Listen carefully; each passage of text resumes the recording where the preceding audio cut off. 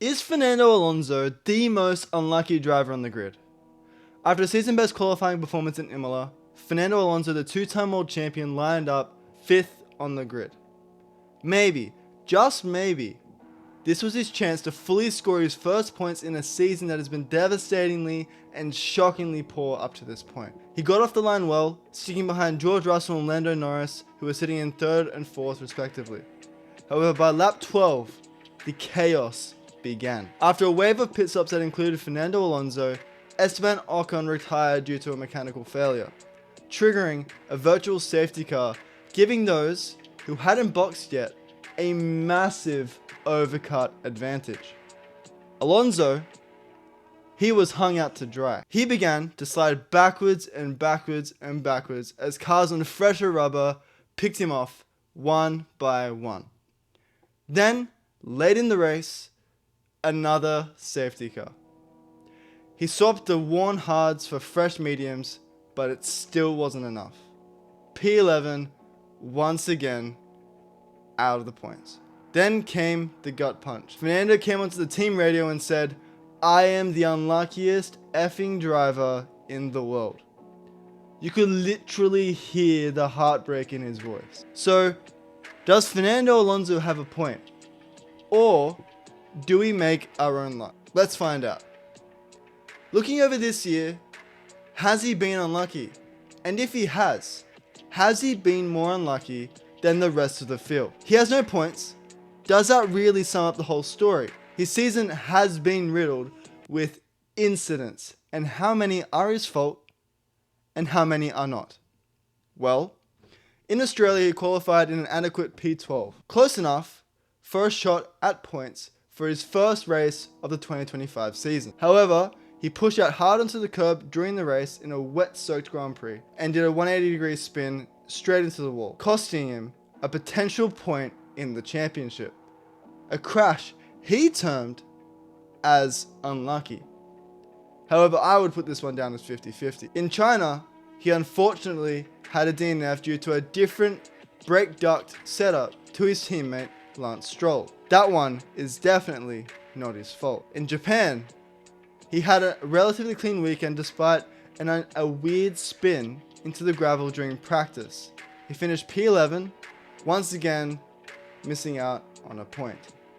In Bahrain, the second practice session saw a random wheel dislodgement, and the race saw incredibly poor pace from the car, and he finished in P15. In Saudi Arabia, Alonso was disgruntled about yet another Q2 exit and another P11 finish. He exclaimed that Aston Martin are, quote, just banking on other drivers to be disqualified to score a single point. Yes, just a single point. Harsh words from the seasoned driver. In Miami, Alonso experienced a DNF in the sprint after a collision with Liam Lawson. Lawson was deemed at fault for this incident and was given a penalty. Another unlucky run-in for Fernando Alonso. In the race, Aston Martin were nowhere to be found. They were incredibly slow, and Alonso finished second to last, only to his teammate Lance Stroll. Out of all these instances, only the crash in Australia could possibly be chalked down as his fault. But even that one isn't a simple black and white verdict. Alonso has clearly had a very, very unlucky season. Is it the most unlucky though? Well, I guess you could put down the Ferrari boys Hamilton and Charles Leclerc into this category for being given a rubbish car all season up to this point, by Ferrari standards. In my head, I can't really think of anybody else. I mean, you could put down Carlos Sainz for having a difficult start to the season, but even then, he's had some things go his way. Having drivers in China get disqualified in front of him, allowing him to get his first points of the season. Having a quick car now that can produce him points every single weekend. Fernando, on the other hand, hasn't been able to get a point. There's always been some kind of roadblock in his way that prevents him from getting it. He has had an incredibly unlucky season, probably the most unlucky. What do you think? Has he had the most unlucky season this year? Let me know in the comments now. What about his career though? Is this statement of being the unluckiest driver in the world an underlying tone in Fernando's psyche due to years of past and previous trauma and unfortunate events? Or Is it simply just a brash statement made in the heat of the moment with no connection to the past? Well, he's won 2 world championships. Is that the full story, though? Could he have won more? Max Verstappen once said that he believed that the Spaniard could have won 8 world titles. The late former team principal Eddie Jordan also promoted this belief, putting it down to Fernando's bad career moves. Alonso, when asked if he agrees with the people who made these statements, said, yes, it's true. What were his bad career moves? And were they all his fault? Eddie Jordan, quote, blames Alonso for these bad moves, stating that he went for the money more than he went for success. He says now it's different with Aston Martin. He has gone for a team that he believes can produce results. After his 2-time success in Renault in 2005 and 2006, he jumped into McLaren in 2007 in the famous Vodafone livery with rookie teammate Lewis Hamilton in 2007. They took points off each other, costing a potential shot at the championship. And the team relationship turned sour, with Fernando Alonso fighting with the team boss Ron Dennis at the time.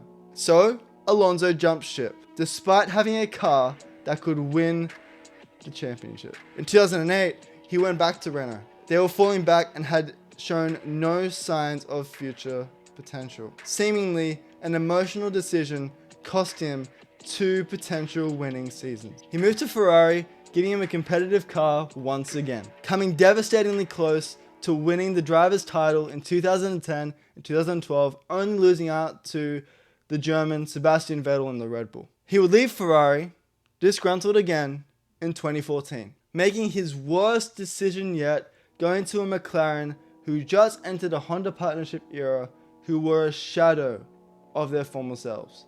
This decision led to him retiring at the time and taking a multi-year sabbatical from F1. Bad team dynamics. His fault? Yay or nay? He has been known to get grumpy, notoriously grumpy, when things don't go his way, which doesn't do good at all for the team environment, causing him to leave teams prematurely. However, we are observing this with hindsight, of course, and observing things from the past is much easier than looking forward and predicting things for the future. I do think, though, with the calmer attitude, Alonso would have made far better career decisions. Bad team moves, are they just a luck of the draw? At the same time, picking the right team at the right time involves a little bit of luck. Hamilton Mercedes looked like a gamble in 2013. However, it turned out to be historic. Meanwhile, guys like Ricciardo and Leclerc have had the talent worthy of a championship, but haven't had the car to match it. Alonso's not alone in that. So is Alonso the most unlucky driver of his generation? Probably not. He still managed to win 2 world championships. But nonetheless, it's fair to say that things could have turned out a lot differently with a few better calls and a few better breaks. His age, and where does this leave us? Is he done? Is Fernando Alonso, the rookie, no longer the rookie? I guess this could be the big question on everyone's mind right now. Is the most experienced driver on the field done? Is his career all but over? Can he still deliver wins and championship-defining performances? I believe he can. What do you think? Let me know in the comments below. Am I wrong? Am I just optimistic? Please like and subscribe if you liked the video. I'm Jack, and you watched Jacked F1.